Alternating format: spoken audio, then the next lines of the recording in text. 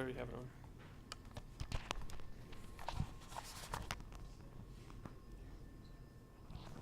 All right, here we go. What's up, guys? Thank you, Joey. Thanks, Geekdom, for having us. So my topic today is basically creativity and running a business and why it's so important for you as people in this world, planet Earth, to run a business, start a business around your creative dream or your vision. And that's something I'm really passionate about. It's something that I'm finding every day that really, it brings me new life, new ideas, community like Joey was talking about. So I'm just gonna talk a little bit about that. I guess first I'll introduce myself. I grew up in Amarillo, Texas, which is a place which is, for the most part, devoid of a lot of culture. And I strived to, break out of that place as soon as I could. Moved to Austin, Texas, went to University of Texas for computer science. And as I was doing that, met a group of people that were into electronic music. This is about 1998.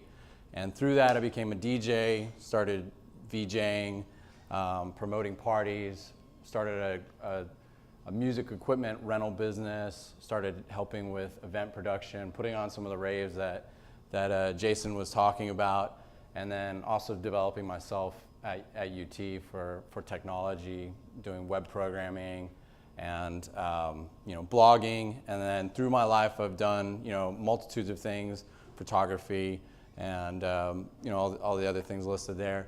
Been involved in lots of small startups, which has kind of further grown my interest in small groups, teams, and sort of the power of collectives. So anyways, I'm going to talk a little bit about that and give you my background. So the question I want to ask you guys is what gets you up in the morning? What gets you excited? What's the first thing you think about after you sort of clear your head? What is that? I mean, for me, it's music. For me, it's building this music label and this team that I've become passionate about. And so I'm basically here to tell you and encourage you to go out there and do that. And a couple questions to ask yourself, even write this down in your phone or on a piece of paper and look at it later is, what is your passion? What motivates you? And if you're having trouble really answering that, then who is it in the world that you respect the most or that you look at and either have envy or wish that you could be more like? And if you can answer that question and really truly answer that question, I think you'll find a lot about yourself. You'll find a lot about what path that you want to choose as you move forward in your life, young or old. So, I guess for me, someone that would, and Jason talked a little bit about this. For me, currently, that's the Glitch Mob. I think they write music that is unique. They have a performance that's unique. They have a voice. They don't just, sort of phone it in and recapitulate the same songs and sounds that everyone else does. They truly strive to be unique and do their thing. So, that gets me excited. And I think when you look at, some of the artists that Jason was talking about that are popular, that's what separates them from everyone else, is that uniqueness and that creative voice and willingness to step away from the group, step away from what's popular, and then be a leader rather than a follower. So, a lot of you guys are younger in college, so I think with that in mind, I'm sort of thinking a couple years out for you. The reality of the situation right now is that the job market sucks, and it doesn't seem like it's going to get a lot better. Like we hear on the news every day, a lot of manufacturing jobs, a lot of just like old school types of labor are gone. And to flip that on its head, who are the companies? Just like we were saying with artists, who are the companies that you respect the most? Who are the companies that you get excited about? People like Apple or Pixar. These are creative industries. These are places where people creatively solve problems. Google, these people are doing amazing things with technology and not just with technology, but with creativity. So in that context, that's what I say. It doesn't have to be, you don't have to be a DJ, you don't have to be a photographer. Any job out there in sort of modern day involves creativity, and so there's a reason why why I think you can start now and why that's so important. So something that I've learned over the last couple of years, I went to a course, sort of extracurricular course called the Landmark Forum, and they talk a lot about, you know, being the person you want to be and living the life that you want to live. And those are pretty powerful words if you really look at it. Like, what's the life you want to live? Who is the person you want to be in the world? Those are deep questions, and they take a lot of time to answer and a lot of thought. But one thing that stuck out to me is there's this methodology called be, do, have. And it sort of flips what most of us say, and we're kind of grown up thinking that you need to have something to do something so that you can be something. Like, you need to have a better job so that you can, you know, make more money so that you can be happy. And really, if you look at that and you think about it, it doesn't make any sense. And it really doesn't work. And so as you move into your career, as you move into fulfilling yourself as a person, it's really about being who you want to be, and that will bring you the things and the opportunities into your life that you want to have. So if you want to be a professional musician, or if you want to own a record label, you need to start being that, like declaring yourself as that and saying, this is what I want in my life.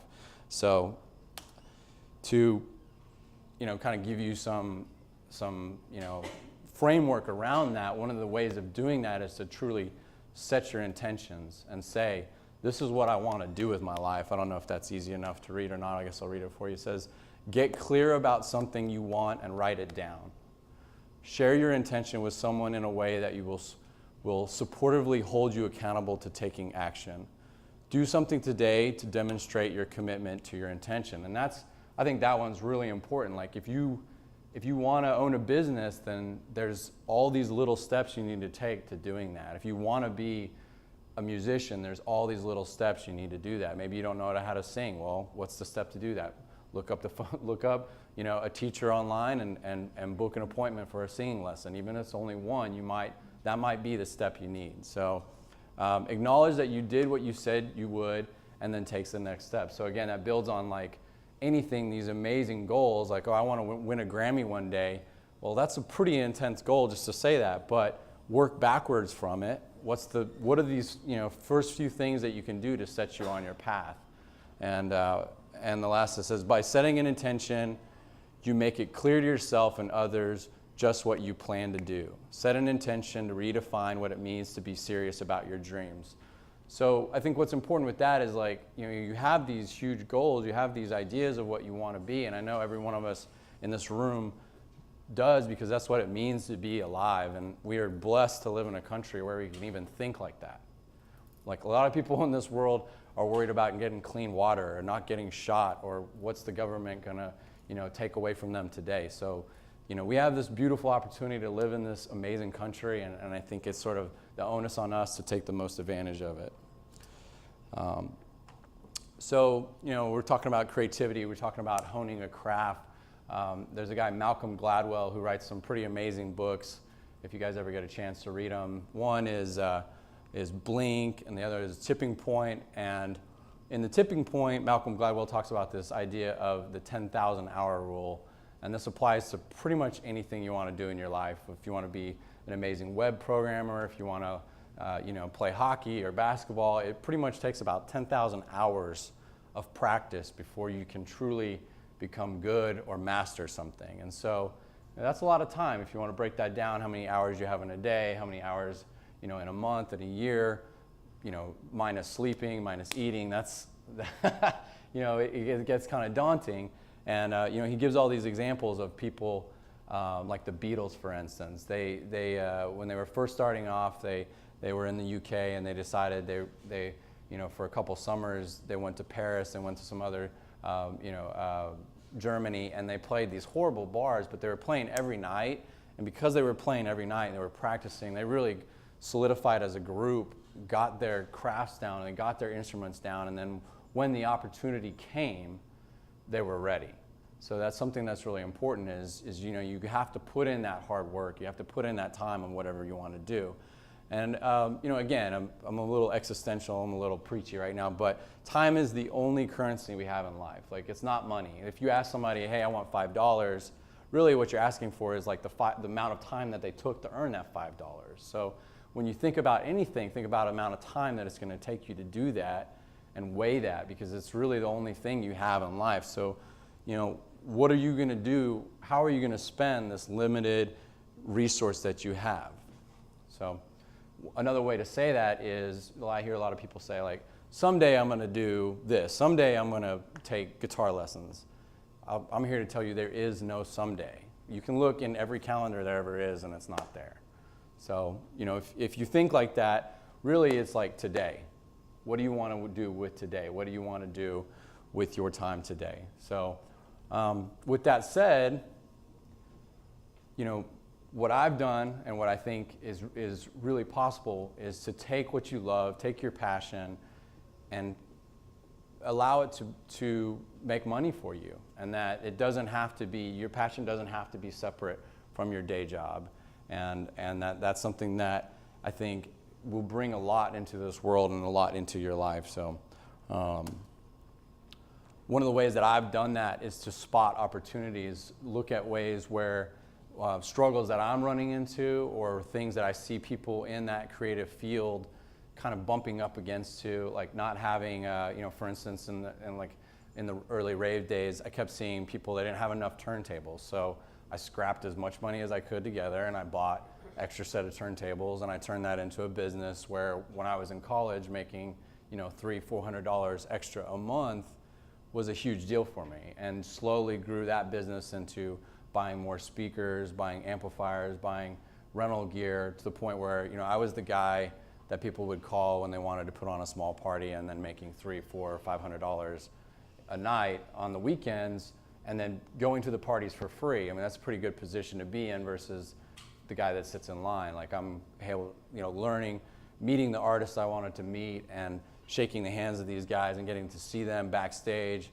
learn, watch, see how they operate, conduct themselves is a huge opportunity for me, and I sort of spotted that early on. So, you know, whether it be photography or, you know, web design, wherever it is, there's things that people are struggling with, and or that you're struggling with, and you can think around that problem to say, oh, hey, if I can solve this not only for myself, then there's potentially a business or some money to be made sort of doing that for other people. You see people, you know, teaching guitar, and they're, you know, that's what they do to scratch by as they work their way in their band. So, you know, another way is just break in, do internships. There's a lot of established companies where you can, you know, learn your craft or be around that industry, animation, you know, what have you, television, music, just by, you know, hey, I want to, you know, I'll help you with your email, I'll get you coffee in the morning, even a couple hours a day.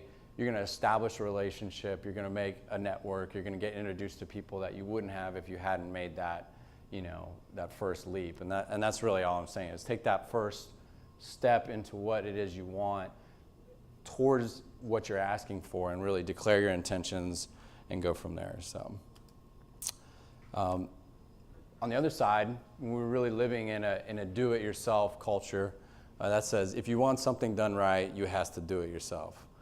And you know, we've got all these examples of these huge ecosystems that are allowing people to do and sell what they want. Shopify, you can set up an online store. Let's say you're in arts and craft, or you like to, you know, design jewelry, or you got cool graphic designs that you want to put on a t-shirt. You can sell those through your own web store or Etsy. If you make, you know, maybe you know, like working on electronics, you can repair broken stuff, sell it on eBay.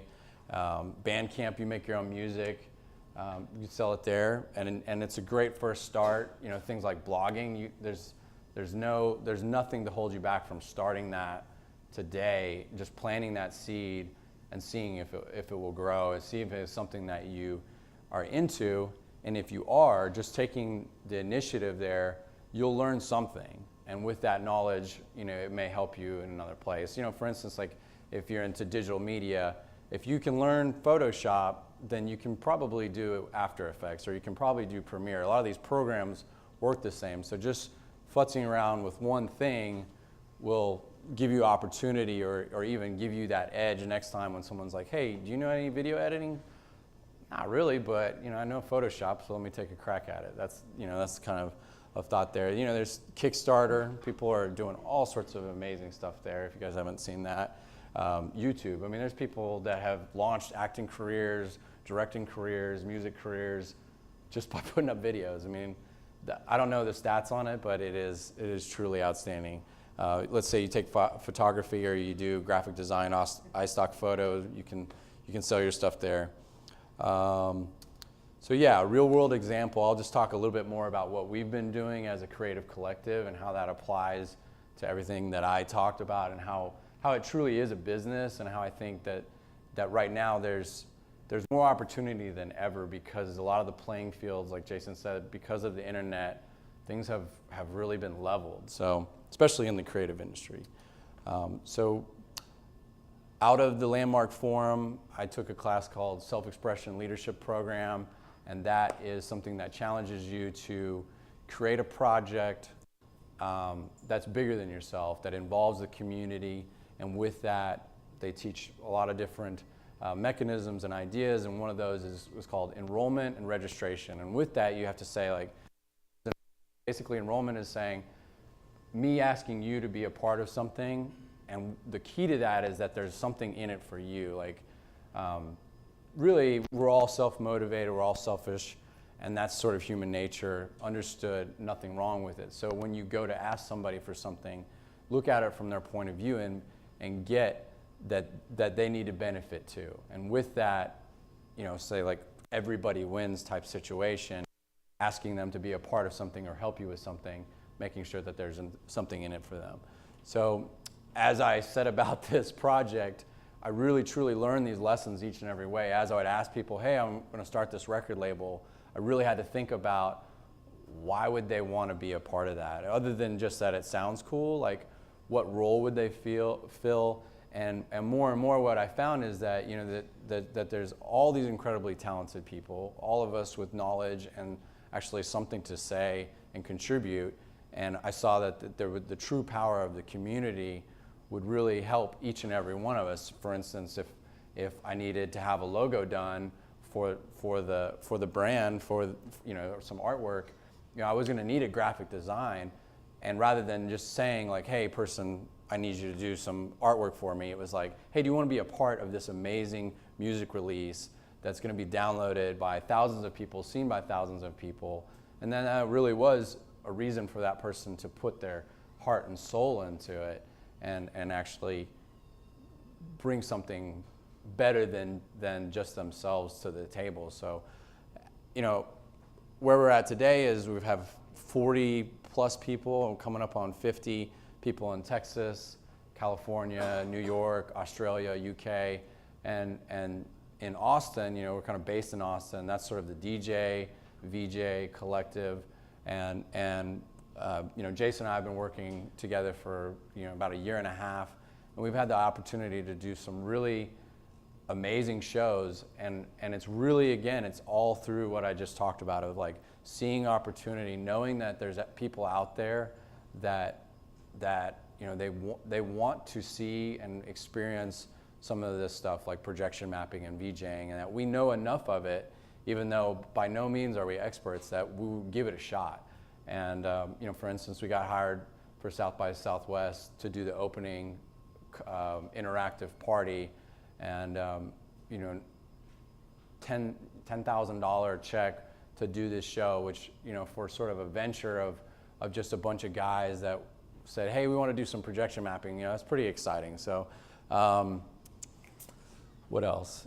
You know, I guess the thing to take away from Gravitas is really the community aspect, and that everyone, you know, we live in this world where you can wear all these different hats, and the more you try, the more you do, the more you learn. And on top of that, just as an individual, that as that group forms, as that community forms, then you really have something powerful, because you have a community sort of check each other and refine and say, oh, you know, hey, look at this song I'm working at, or listen to the song I'm working on. What do you think? It was like getting feedback. That really is the key to, you know, turning the corner on a lot of creative visions and ideas. How are we doing? Do you guys have any questions? What's up? Just out of curiosity, what is projection mapping? Okay, Jason, you want to take that or you want me to do it? I think I gave a crazy answer last time I was asked. Projection mapping.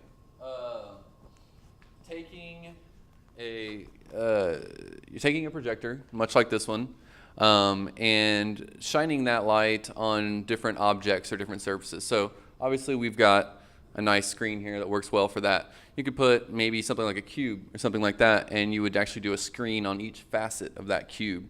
And then the cool stuff comes into play where you make content that's created specifically for such, so you can make the cube look like it's falling apart or coming back together, and taking that idea and running with it. So buildings, you see people do that a lot.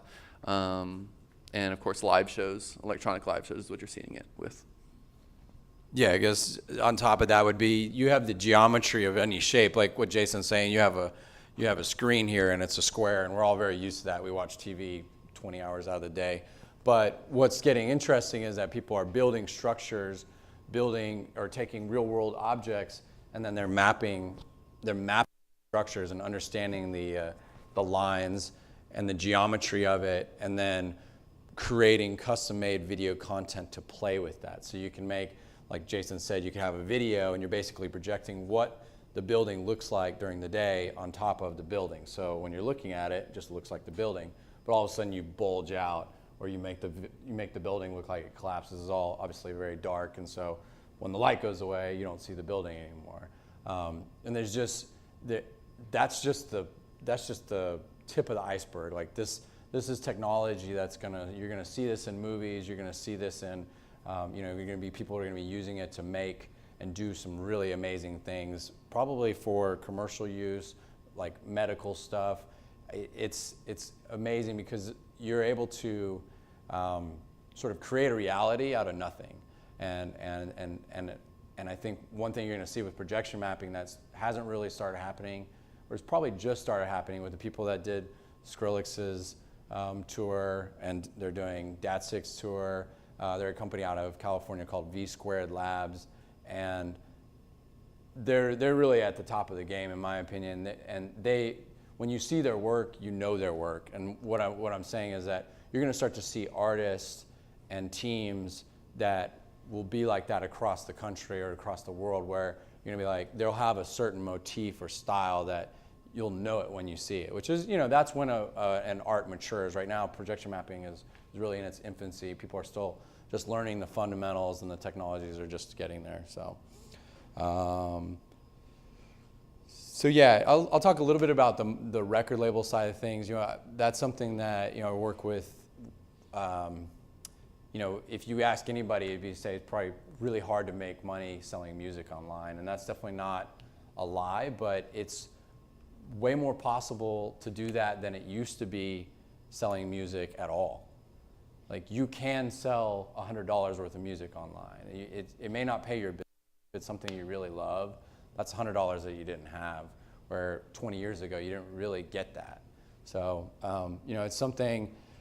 We've had a couple breakout artists where I've seen big checks from them, and it's been amazing. And I'd say if your music is really good and you really work and you really refine it, and this applies to any art form, then you will see those rewards if you really put in those hours. And I think, again, that 10,000 hour rule applies, but if you're not doing it today, then you're not getting anywhere. It's got to take that first step.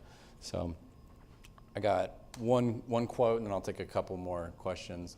So, a master in the art of living draws no sharp distinction between their work and their play, their labor and their leisure, their mind and their body, their education and their recreation.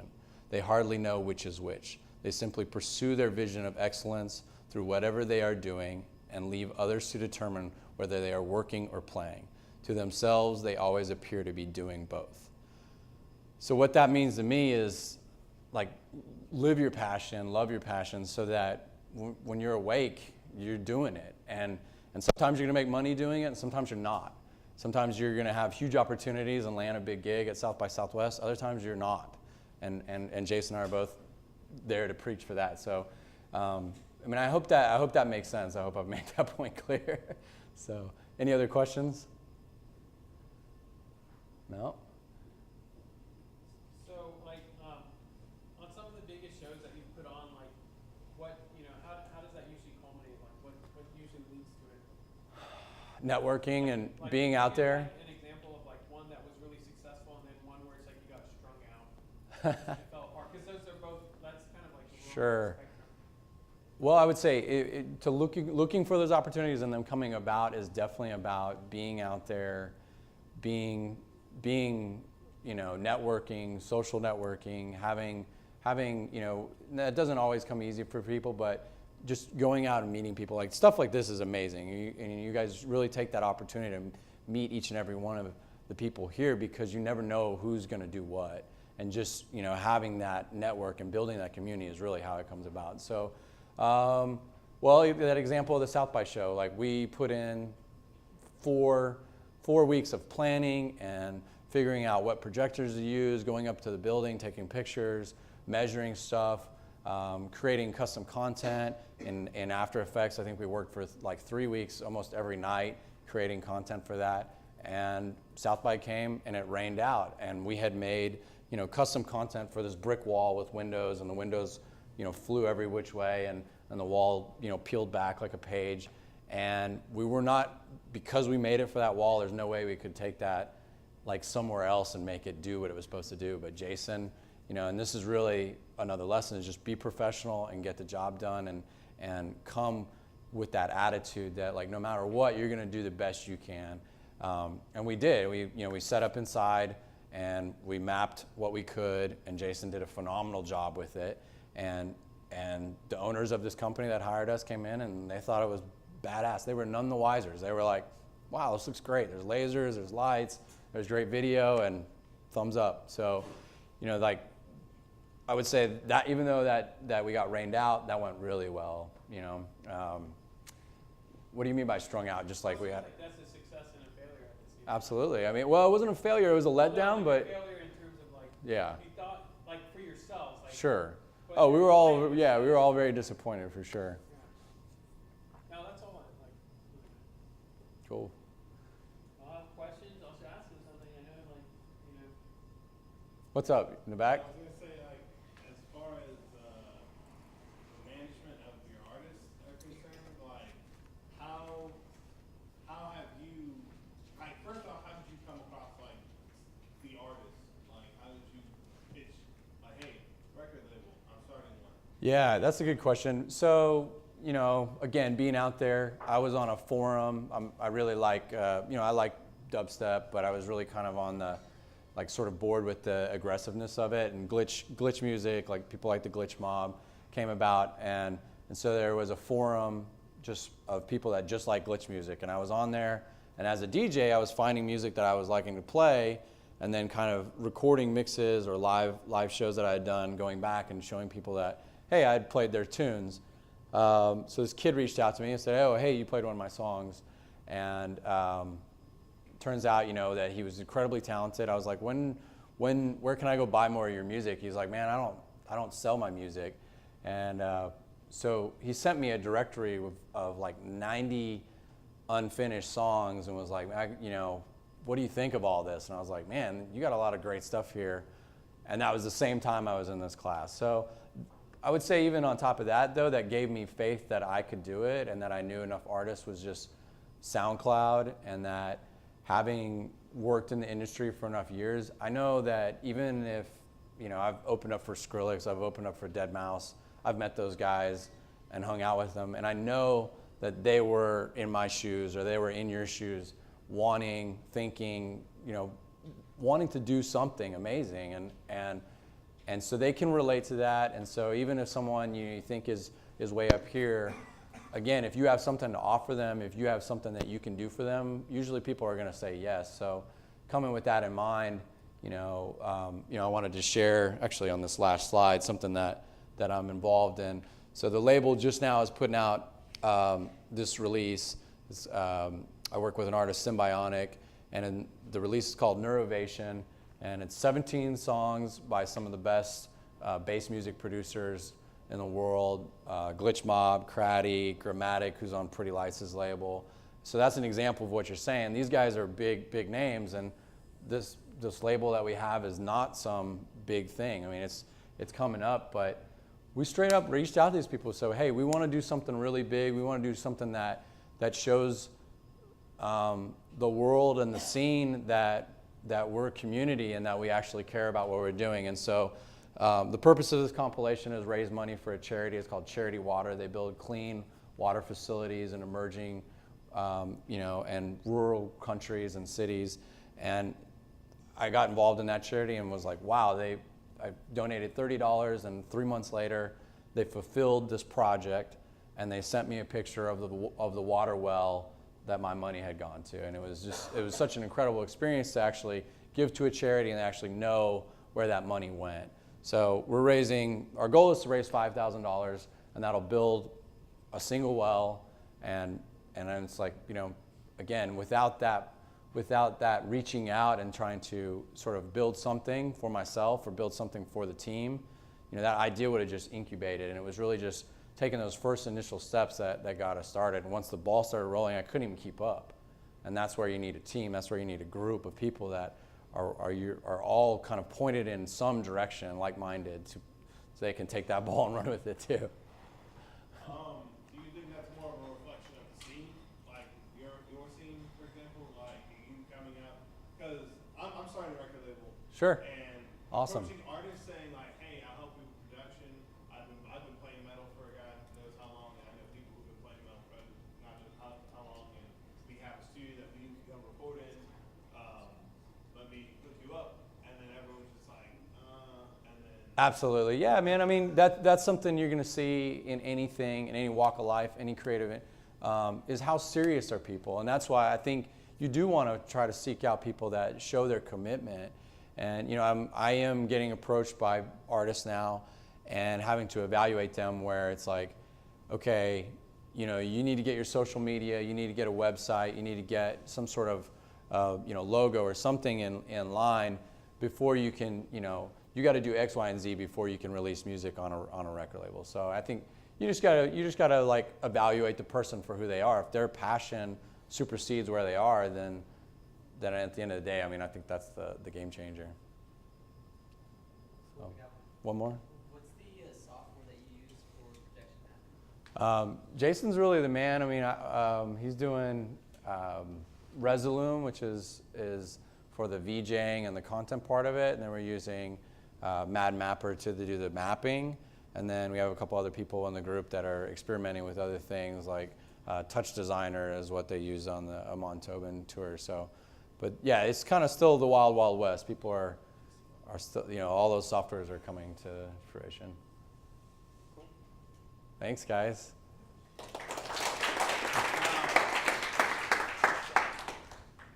So, I guess because I get to MC this, I get to say a couple things. One of the things I think could be true, but you can correct me if I'm wrong, Jesse, is that I think one of the things too, the reason people are comfortable with you is that you have put your 10,000 hours in, probably 10 times over, and that's something that when you decide to become a record label and you decide to say, like, it's one thing to say you're going to do a record label, it's another thing to be a record label. Saying that you're going to do a record label is kind of the same thing as saying I'm going to be a social media manager, or I'm going to be a personal fitness trainer, or I'm going to be a nutritionist. How many of y'all know that nutritionists are not actually certified? They're just people that do nutrition. So saying that you're going to be something and then putting those hours in and doing it and having you do it over and over again is the next step. Like that's where the rubber meets the road. And that's where like opportunity. So like Trey, when you're talking about you propose people and they say no, it's like, well, then you just go to the next person. You just go to the next person. And they're like, maybe one day, like 10 years down the road, when you're still doing it, those people are going to come up to you and be like, oh yeah, like, you had talked to me like about doing a record, and like I'm kind of interested now. And like that's at your point where the ball's back in your court, and you can decide like, hey, yeah, like, maybe you're that kind of person. I'm the kind of person that's like, yeah, well, let's talk. Like, what are you up to? What are you doing? And some people might be like, well, let me tell you, like, I'm done this and that, and you never talk to me again. Well, maybe you're breaking that bridge again. So, when you decide that you are going to do some of the things like, let me see if I can go back to this quote here. This is one of the things that rings true to me because, as you all know, I mean, I think I talked in the social media class one day, and I was showing all street racing videos, And y'all were looking at me like, dude, is this guy just like talking about what he likes to watch on YouTube? Or is he teaching us social media? And you couldn't see the line between whether I was just talking about street racing because I like cars that much, or if I was talking about street racing because it was an internet phenomenon that took place on YouTube, and that was like a social media medium that this is happening on. That's what this is. That's that line. That's why I love going to work every day and teaching you all and seeing you all succeed and seeing you all get to find that space. And when I say you all, like I said, like I run this program, and those of you all that aren't in this program, like that's what I strive to do with the students that I have. And that's what this space, Geekdom, is striving to do. And that's why I had Jesse come and give a talk, because I think Jesse gave a talk that like not many of us were maybe even ready for, because I mean, that was some real information there about kind of thinking like, you say you want to do something, but you say you want to be a movie maker. Now, how many movies have you watched? And how many times have you gone and shot the scenes that you're dreaming of? How many times have you gone to go do that? Now go do that 10 times more. Go do that 100 times more. And then maybe one day you'll get to do it and somebody will pay you for it. Okay? Like, how many times have you said, I want to write a program that impresses everybody, that just blows their minds? Like, you have to practice programming. You have to learn the language. You have to learn the social network that's in each of those spaces. So I'd really like to thank Jesse and Jason for giving these talks. I hope they were informative for you. I know they were for me. I learned a lot about EDM and a lot of things that I didn't know. Our next talk is going to be on October 3rd, and it's going to be at UIW, because Geekdom's actually booked that night, and it's going to be some Chicana feminists that are going to be talking about activism, art, and education. And it's going to be actually my wife is going to talk, and then we also have Ruth from Mas Rudas, which is an art collective here in town that does like pretty crazy controversial work, and I think it'll be really cool. It's going to be around 7 o'clock, and the Facebook event is on the Convergent Media page.